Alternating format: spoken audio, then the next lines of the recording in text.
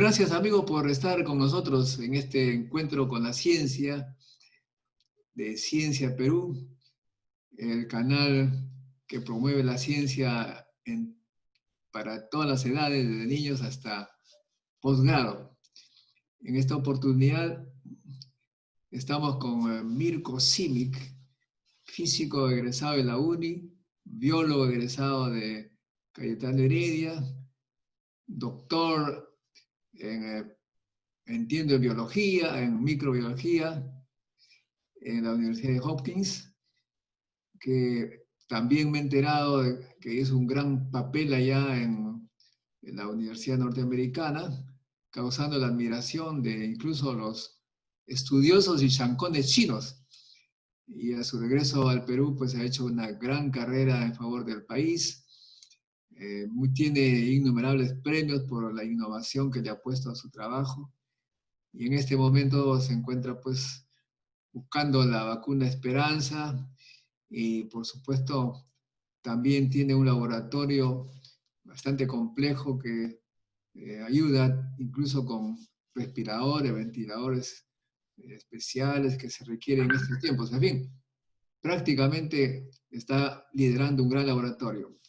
Pero el tema que nos ocupa no es especialmente estos temas complejos de su especialidad, sino más bien querer saber cómo es que se debería incentivar a los niños, si hay alguna forma de hacerlo, para que tomen el camino de la ciencia, porque el Perú requiere científicos.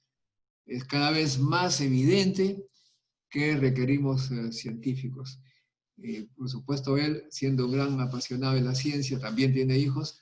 Entonces, la primera pregunta primero agradecerte, Mirko, que estemos interrumpiendo tu descanso. No, para nada. Gracias a ti, Modesto. Siempre es un gusto conversar contigo y conversar de esos temas de ciencia más aún. Bueno, entonces la pregunta muy curiosa, muy sencilla, además es, ¿en qué momento te diste en cuenta tú que la ciencia era tu pasión? ¿De niño eras curioso? ¿Cómo eras de niño? ¿Molestabas a tu padre, a tu madre? ¿Cómo fue? A ver, Modesto, si hago un análisis retrospectivo, yo recuerdo que cuando estaba en tercero de media, o sea, 13 años, tuve la oportunidad de leer algún librito de divulgación científica sobre temas de gravitación. Recuerdo, y después unos libritos de Isaac Asimov, en donde mezclaba un poco la fantasía con la realidad, y yo no comprendía en esa época la diferencia entre una y otra, pero era esa forma de presentarlo que me llamaba mucho, mucho la atención.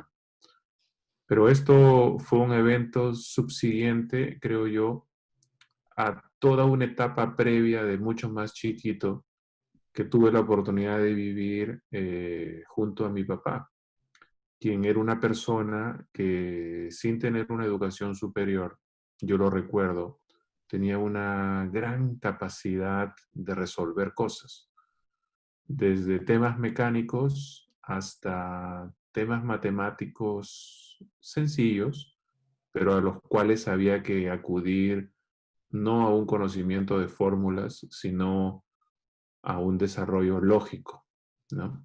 Es decir, sin un conocimiento de fórmulas, pero apoyado de la lógica, tú podías armar y resolver problemas. De modo que eh, yo creo que tuve la suerte de tener esa aproximación con mi papá, quien me orientó un poco por ese camino. Además, en casa, en la azotea, teníamos un cuartito, que era el famoso cuartito de herramientas de papá, en donde, a diferencia del resto de la casa, que era terreno de mi mamá, que todo estaba limpio y pulcro, el cuartito de herramientas era el terreno de mi papá. Y era una mesa vieja, de madera, donde sí se daba ganas de martillar sin que nadie te diga nada, o poner una prensa de banco, o una sierra, o un cautín, y desarmar cosas sin miedo de rayar o ensuciar y jugar, ¿no?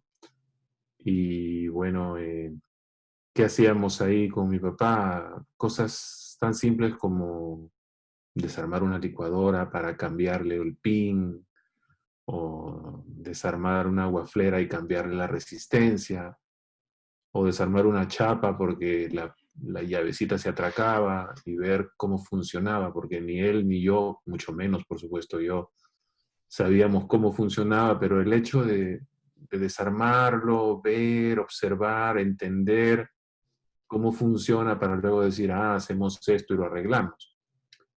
Y como yo no tenía nada que hacer más en casa, porque, digamos, a mi hermana yo le llevo 6 años, y de chiquito, digamos, no tenía mucha oportunidad de salir, prácticamente, y mi papá llegaba de su trabajo y iba al cuartito y yo lo seguía, ¿no? Y estábamos ahí fácilmente 1 hora, 2, por lo menos 3, 4 veces por semana. Ahí tenía su radio viejo de tubos, que todavía lo tengo, en donde habíamos hecho una antena y podíamos captar onda corta, y sinceramente captábamos emisoras de España, me acuerdo, transatlánticas, ¿no? Hicimos un cable como de 20 metros, muy alto, y teníamos ya un buen receptor. Entonces lo pasaba muy bonito, realmente. Creo que eso fue pues en mi infancia, desde los 5 años hasta los 10 probablemente, en donde me exponía yo a esa actividad de usar cosas muy básicas y muy simples para entender cómo funcionan y buscar resolver problemas simples, ¿no? De ese nivel. Y eso creo yo fue, Modesto, un momento muy importante que creo yo despertó en mí ese interés por buscar entender cómo funcionan las cosas. Y ¿A qué se dedicaba luego, tu padre? ¿Cuál era su trabajo? mi papá era administrador, trabajaba en EMSA, las empresas de los mercados mayoristas. Era administrador, pero llegaba a casa y era totalmente diferente, ya era un pequeño inventor, porque me acuerdo, yo mucho le pedí ayuda para hacer mis tareas de colegio, en donde teníamos que hacer, como por ejemplo, una maqueta de un sistema solar, y todo el mundo pues ponía solo un sol y planetas en palitos, ¿no? No, pero mi papá me decía, no, vamos a hacer algo más interesante, vamos a simular el movimiento de la Tierra y la Luna la Tierra alrededor del Sol y la Luna alrededor de la Tierra. Entonces hizo unos cálculos y me enseñaba cómo hacerlo, cómo hacer para que una rueda girando sobre una tabla que la mandó a cortar en forma elíptica, la rueda iba rodando alrededor del perfil de la tabla elíptica y le daba la rotación de la Tierra, y otro bracito le hacía que la luna rote alrededor la Tierra alrededor del Sol y la Tierra alrededor de la Luna. No le dimos los ratios exactos, te soy sincero ahora que lo pienso, pero al menos se veía la intención, ¿no? De ver cómo se daba ese movimiento, el perihelio, el afelio y todo esto, que hasta ahora me acuerdo. Y bueno, pues para las profesoras era algo maravilloso, pues, ¿no? Ya motivo de mostrarlo hasta los grandes de secundaria, ¿no? Cuando esto lo hacíamos cuando éramos pequeños. Y así aprendía, ¿no? Y un poco eso me llevó a gustar también de ver las estrellas, el movimiento de la luna. Y luego construimos un aparatito, yo le pedí que me ayude cómo hacerlo, para poder triangular y medir, más o menos calcular la distancia de la Tierra a la Luna en 2 momentos determinados, viendo los ángulos de inclinación con el tiempo. Esa fue una. Y otra, me acuerdo que medimos también con él, fue estimar el diámetro de la Tierra. Eh, Tenía un amigo en Chosica, a quien por teléfono a 1 hora del día nos hicimos medir las sombras de 2 varillas, tratando de repetir el experimento de Eratóstenes. Obviamente no salió porque Chosica y Lima están demasiado cerca. pero ya teníamos el concepto teórico de que podría funcionar si es que nos íbamos más lejos. Eso ya no lo hicimos con él, pero lo pude hacer con mi hijito mayor, con mi cuñada en Estados Unidos, ¿no? Ah, Entonces, a claro. una hora. Mide tú distancias de la sombra y hicimos un cálculo, me acuerdo, con Allen del diámetro de la Tierra y le dije, mira, esto hizo algo así, era Tóstenes 500 años antes de Cristo, ¿no? Y bueno, creo que la parte de experimentar es fundamental, ¿no? Si bien la física teórica luego fue lo que caló en mí más y me daba más interés, creo yo que un físico teórico debe nacer primero con una cierta motivación de experimentación. Jugar, experimentar, es vital. O sea que efectivamente allí lo que vemos es la influencia realmente definitiva del padre y que tenía en cierta manera un laboratorio en la azotea de tu casa. Y esto no es pues común en las familias peruanas, en la familia de Lima, ¿no? Y eso obviamente dio un giro a tu vida que luego te dijo, yo quiero ser, tú dijiste, yo quiero ser científico, quiero ser físico, ingeniero. ¿Cómo fue el paso al, a escoger una carrera científica? Más que un laboratorio, era un cuartito de herramientas. Ah, En bueno. la pared, ¿no? En la pared teníamos, me acuerdo, unas tablas colgadas y ahí todas las herramientas visibles, ¿no? Con su dibujito y su pintura del perfil de cada uno, de modo que sacabas una y sabías dónde iba exactamente.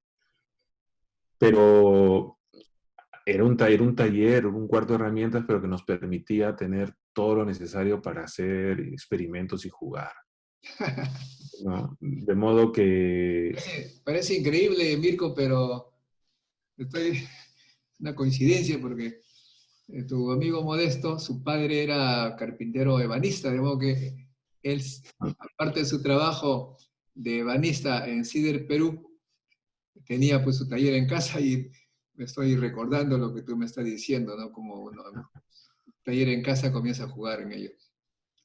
bueno, el tema de carpintería en casa con mi papá era fundamental porque la azotea la construimos él, yo y una persona más que nos ayudaba, el ahijado de mi papá que vivía con nosotros, prácticamente tabla por tabla, ¿no? Y era serrucho, mi labor era enderezar los clavos. Creo que, ahora que lo recuerdo, mi papá traía clavos usados, torcidos, y yo como un yunque, que era un pedazo de una riel de tren chica, y mi martillo, que hasta ahora lo tengo, justo ayer se lo enseñaba a mi hijo menor, y se lo di, y dije, este va a ser tu martillo. Yo enderezaba los clavitos, ¿no? Ese era mi primer trabajo. Y fue la carpintería un tema fundamental en nuestra interacción con mi papá. Y el pensar dónde va la tabla, qué ángulo, qué dimensión, te lleva a pensar de una manera abstracta, que no la consigues con otra actividad que no sea esta, creo yo. Es importante. Y bueno, después fue ya primero, segundo de media, tercero, en donde me interesaban más las matemáticas y, y ya con este interés por la física, lo poquito de física que podía ir leyendo. Y tenía un tío que muy bueno conmigo, que yo le pedía libros de Estados Unidos y él me los mandaba por correo. Y yo feliz de recibir los libros, porque acá era difícil encontrarlos por esas épocas.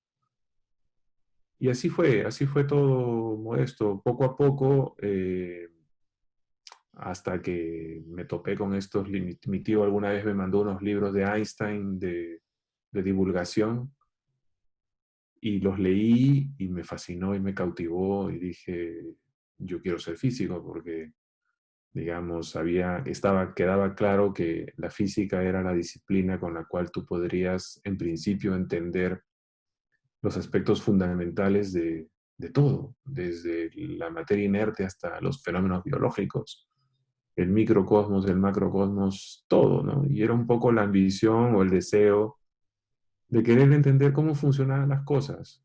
Y creo que esto va desde cuando íbamos con mi papá a ver cómo funcionaba la chapa, me acuerdo, ¿no? La chapa no cerraba. Y decíamos, ¿por qué no cierra la llave? No, no quería cerrar, ya, la desarmó. Ven, me dijo, la desarmamos juntos, yo atento a su costado viendo. Dice, mira, esto es así, esto es así. ¿Qué ves? Ah, esto, este resortito está gastado, hay que tensarlo más. Y efectivamente, digamos, ya, esa era la solución. Entonces, creo que ese tipo de actividades son importantes para que los chicos que tienen una aptitud para la ciencia la terminen descubriendo y reforzándose.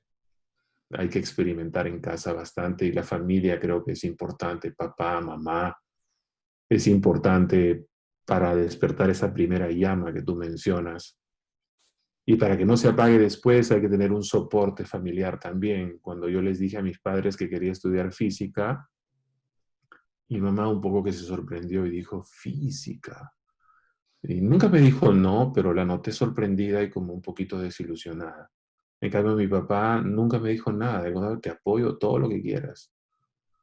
Me llevó a la uni, yo estaba en cuarto, en media, creo. Conocí al profesor Balki por primera vez. Me acuerdo, me dejó varios ejercicios y varios experimentos para hacer en casa. Y yo volví a la uni a conversar con el profesor Balki hasta que lo visité una vez y le dije, ingresé, ¿no? Y bueno, ya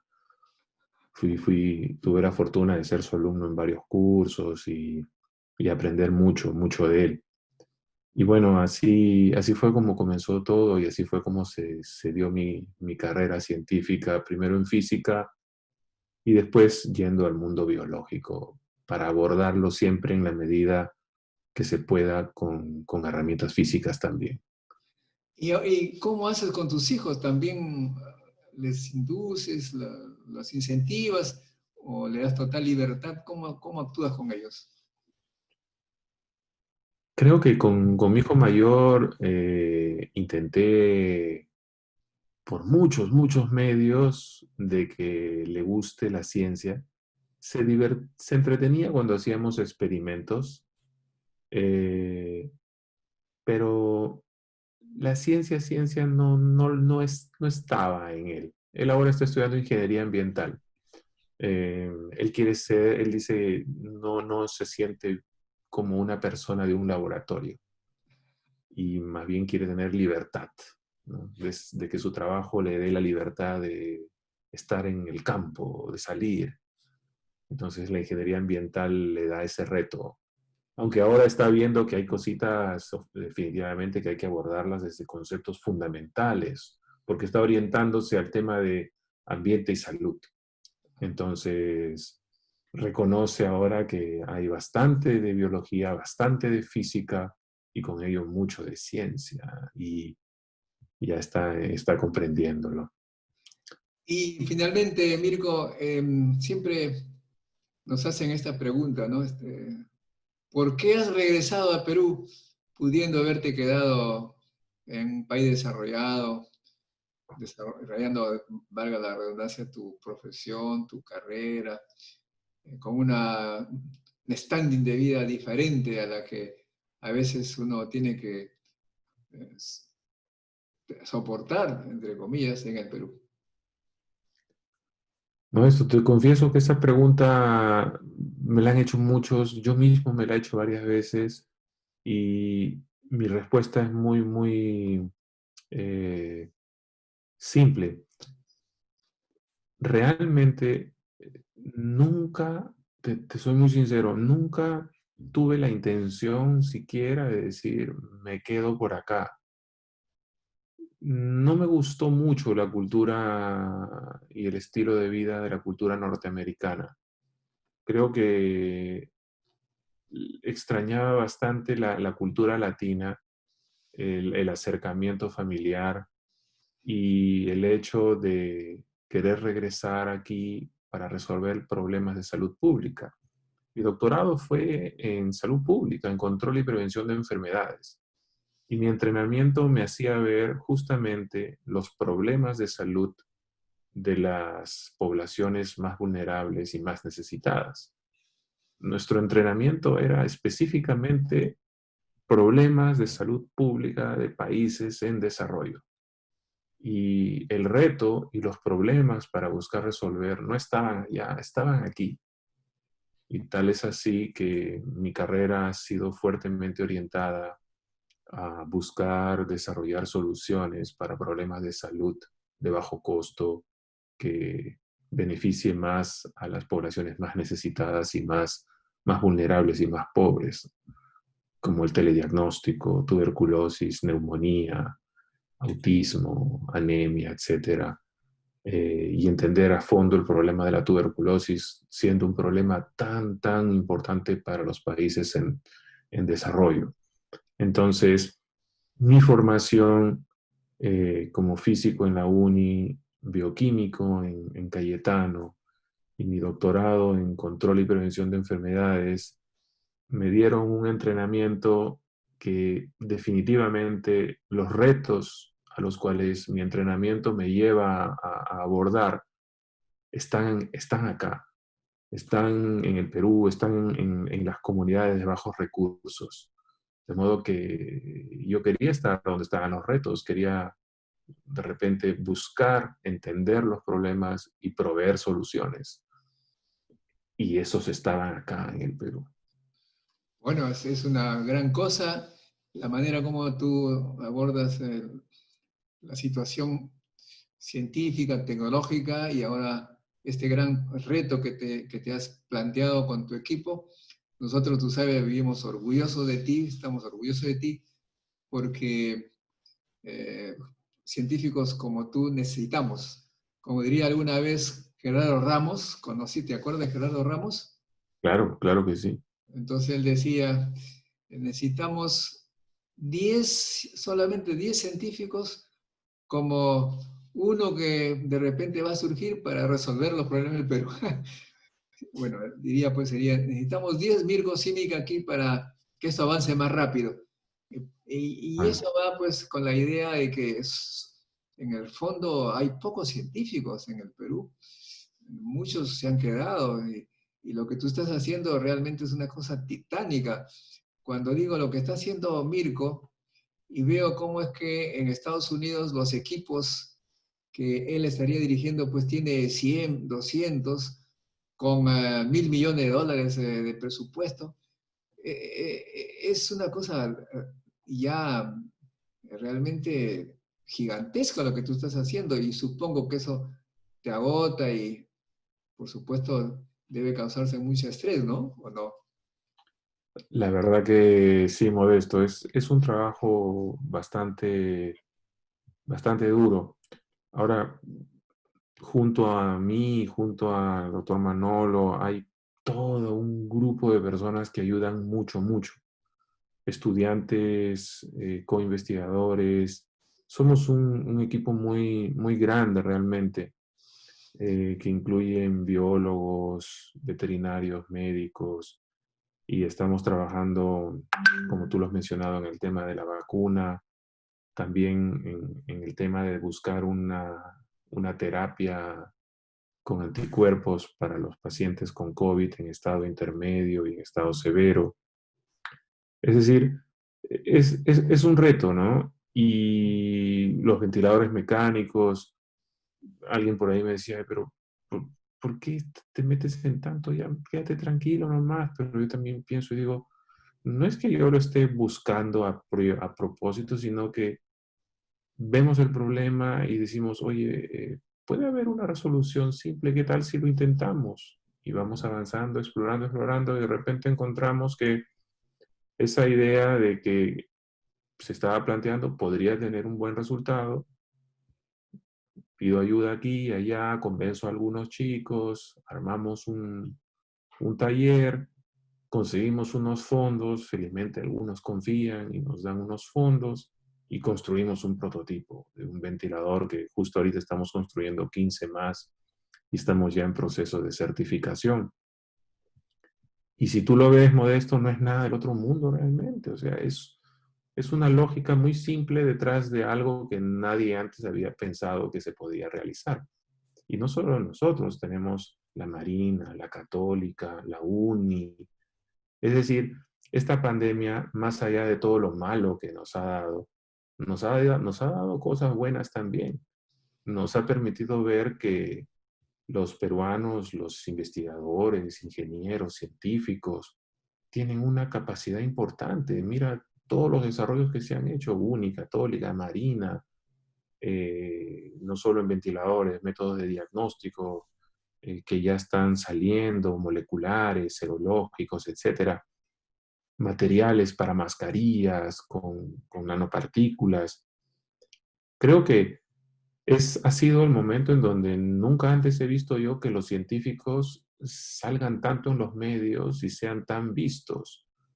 Un poco modesto, yo te soy sincero, una de las razones por las cuales accedemos a las entrevistas en medios y estamos en una situación un poco mediática, apareciendo en reportajes, etcétera, es porque detrás de ello veo yo la oportunidad de hacer algo más, y es que la sociedad, las autoridades políticas vean, comprendan que los científicos y la ciencia es importante. Sin ciencia, un país, por más recursos naturales que tenga, va a tener una bonanza temporal, se acaban, y si no tiene un soporte científico, ahí quedó. Es el nivel científico, la cantidad de investigadores y científicos, y que también reconocidos estén ellos en la sociedad y por las autoridades políticas, lo que define el éxito a futuro y sostenido de un país y la capacidad que tenga de resolver problemas específicos, porque no todas las soluciones se pueden importar. Hay soluciones que solo se van a desarrollar localmente, y son los peruanos los llamados a encontrar estas soluciones. De modo que, por un lado, me da gusto ver cómo los científicos están ahora en boca de muchos y se reconoce el trabajo de los científicos. Las autoridades ya hablan de la investigación, de la importancia de la ciencia. Esperemos pues que esto no quede aquí cuando todo termine de la pandemia, sino que sea un comenzar, ¿no? Una nueva visión, y para eso se necesita que las autoridades políticas lo terminen de interiorizar, por supuesto, y comprendan la importancia que el desarrollo científico trae a una sociedad. Bueno, muchas gracias, Mirko, por esta excelente conversación, de tu parte, por supuesto. Recientemente, conversando con mis alumnos de la UNI, en el curso de metodología de la investigación, dicto ese curso, les pregunté si conocían a Mirko Simek. ¿Tú sabes lo que me contestaron? Dijo, el científico Esperanza. De modo que te han bautizado como el científico Esperanza, y creo que es un buen calificativo. Me parece, me alegré mucho que los jóvenes tengan esa idea de Mirko Simic, el científico Esperanza, porque efectivamente estás constituyendo pues una esperanza, sobre todo representas a la esperanza de una juventud que seguramente, si se propone y pone trabajo, va a cambiar al Perú, lo va a convertir a un país ya no pobre como el que está sufriendo ahora mucho, sino un país que ofrece bienestar a su población. Muchas gracias, Mirko.